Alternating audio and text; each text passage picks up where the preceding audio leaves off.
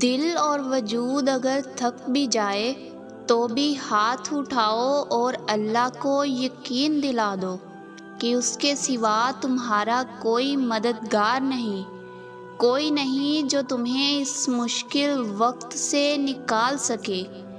جس طرح مشکلات کا آنا اللہ کی تم سے محبت کی نشانی ہے، اسی طرح تمہارا مشکل وقت میں صبر اور دعا کرتے رہنا تمہاری اللہ سے محبت کی نشانی ہے۔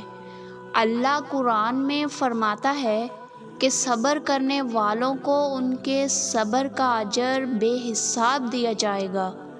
اگر تم اللہ سے زیادہ کے امیدوار ہو تو تمہیں صبر بھی زیادہ کرنا پڑے گا۔ تم اس کی آزمائشوں پر پورا اترو، وہ تمہاری امیدوں پر پورا اترے گا۔ یقین کی ساری راہیں بند ہو جائیں تب بھی تمہارا یقین قائم رہنا تمہارے مومن ہونے کی نشانی ہے۔ جب تم بند دروازوں کے باوجود بھی کوشش اور ہمت کرتے ہو اور اللہ کے کن کا انتظار کرتے ہو تو اللہ ان بند دروازوں کو بھی کھول دیتا ہے۔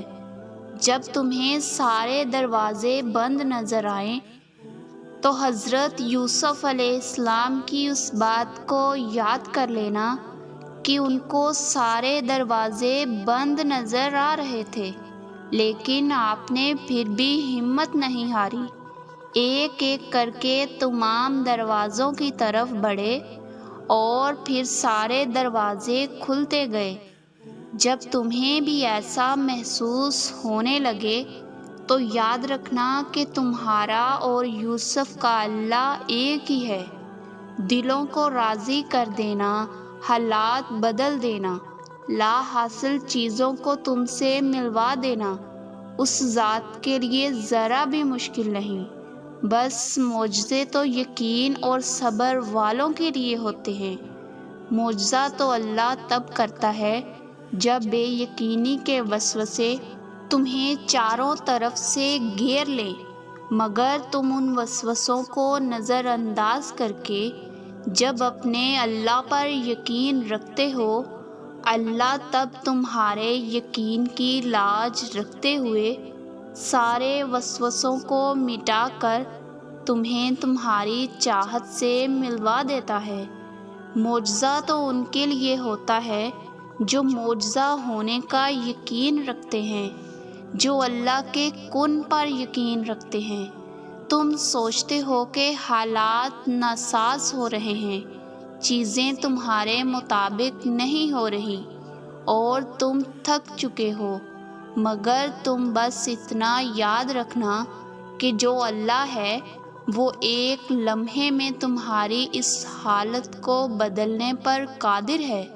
تمہیں لگتا ہے کہ سب ٹھیک نہیں ہوگا، لیکن اللہ کے لیے حالات کو بدلنا، چیزوں کو تمہارے حق میں کرنا، دلوں کو مطمئن کر دینا ذرا دشوار نہیں۔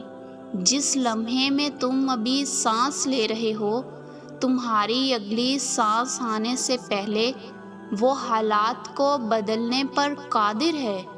بس یقین رکھو، جو آنکھیں آج تمہاری آنسوؤں سے بھیگی ہوئی ہیں، اللہ جب حالات بدلے گا تب یہی آنکھیں مسکرانے لگیں گی اور تم شکر کا سجدہ کرنے کے لیے اس کے آگے جھک جاؤ گے۔